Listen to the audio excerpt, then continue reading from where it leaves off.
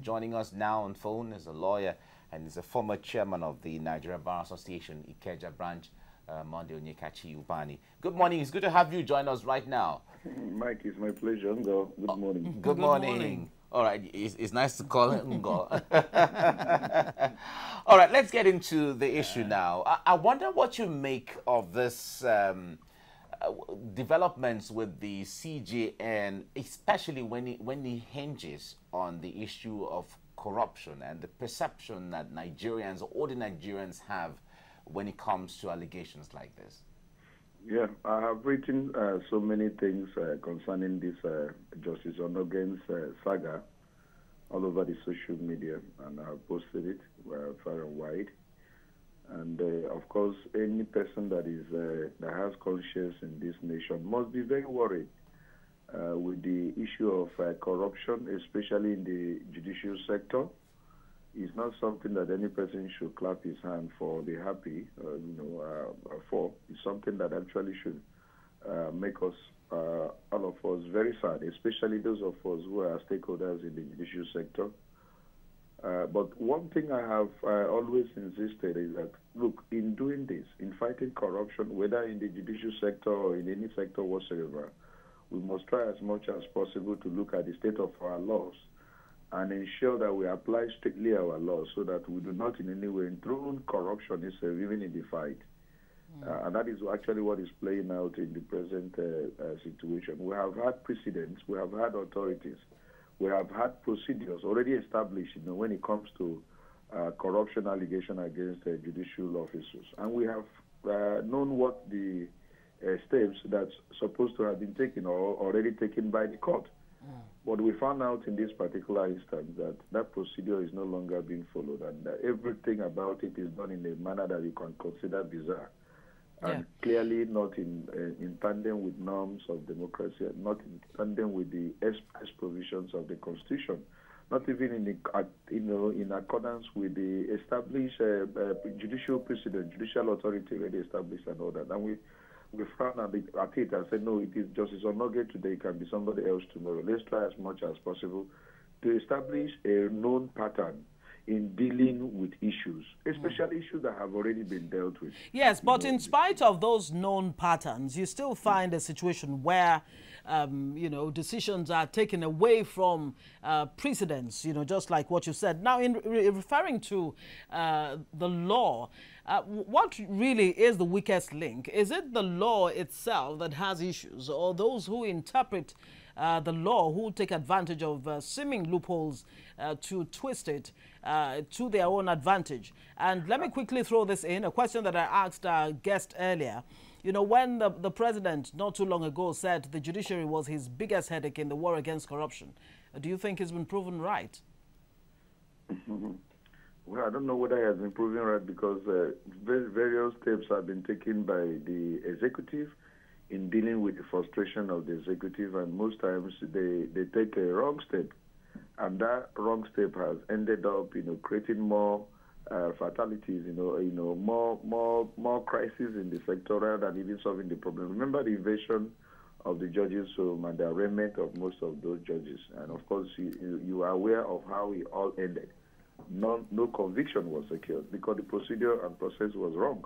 And as long as those processes and procedure was wrong, even though those people may be genuinely corrupt or liable or culpable, but because of the method and process you followed, you find out that you messed the entire thing up, and at the end nothing is being fought, and the frustration become even higher and all that. So I think that we will insist that things be done properly.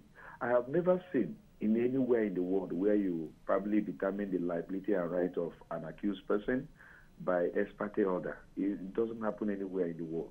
No matter how bizarre, no matter how accumulated the gravity of the offense, you still have to follow procedure in giving that person an opportunity of being here. Then you go ahead and make a pronouncement as to the liability, as to the culpability of that individual. But getting an ex parte order and getting an ex parte order and say purportedly you acted on that order to now suspend the CJ. And I would say, no, it's a procedure that is unknown to us. It's a procedure that is unknown to law. It's a procedure that is unknown to the Constitution of the Federal Republic of Nigeria. So that is the issue. I agree with the president. We have frustration all over the place in terms of corruption. Corruption has retarded our growth. Corruption has killed everything that this country, should have, where we should have been. We're not there because of corruption. But we must do it in such a manner that you establish a pattern. And that pattern is a pattern we must all follow. And that even if President Buhari goes tomorrow, another person comes in and follow that same pattern in order to ensure that we nip this corruption in the bud. But if you follow it wrongly, there won't be established pattern. Anyone comes and does whatever he feels, and at the end, those people you consider culpable will just go scot-free.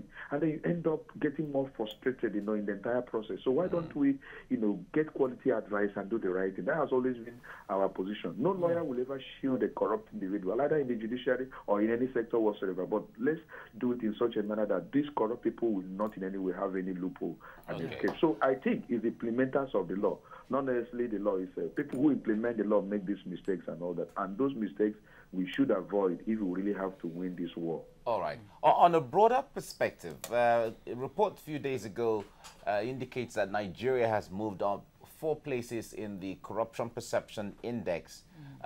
From your assessment of what is going on in the country, not necessarily only the judiciary, but even from the legislature, from the executive, and even from institutions of government, do you think we are really improving in the fight against corruption in Nigeria?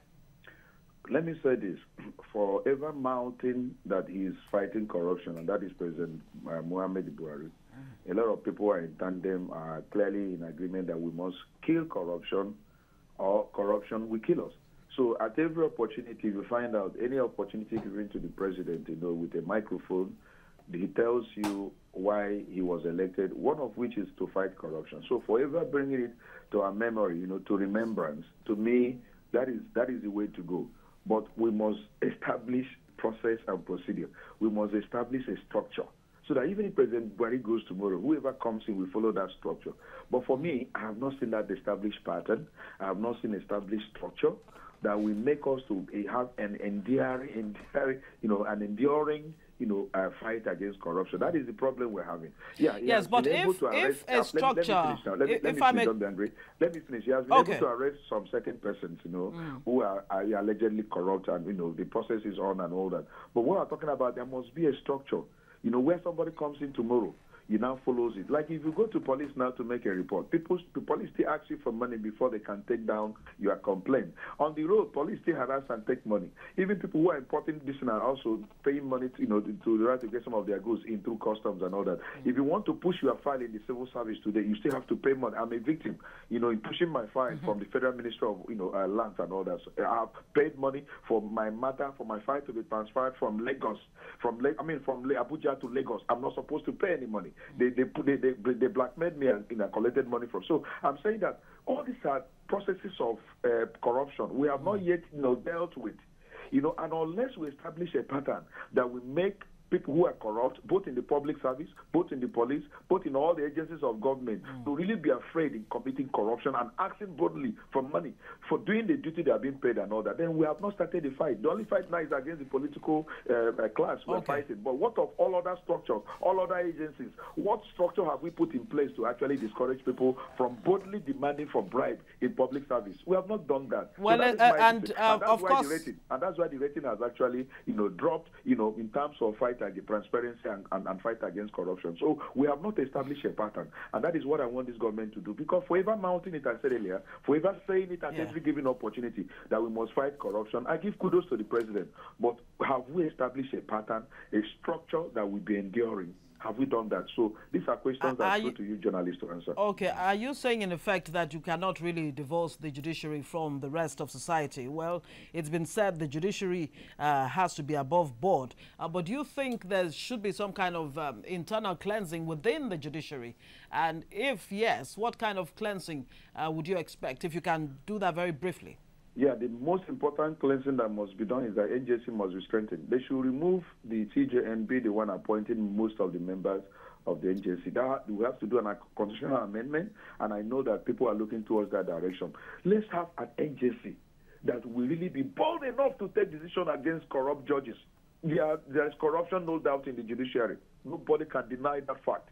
People are buying justice, and I'm very happy that particular thing, people are paying attention to it. Let's get those corrupt judges out of this, because the worst thing that can happen to a nation is to have judges who are corrupt, because these guys determine destinies of people. They determine the life and death of individuals. So if you have corrupt judiciary, the country is finished. So I think we must really sanitize and reform the NJC and get members of people, I mean the NJC, to actually get lawyers who are above board, people of integrity, people of learned, people who are learned, to be members of the judiciary. I mean, people who are judges. We have to leave it here now. Who are politicians to enter the judiciary. Barrister Monday Onyekachi Ubani is a former chairman, Nigerian Bar Association, Ikeja branch. Thank you so much for joining.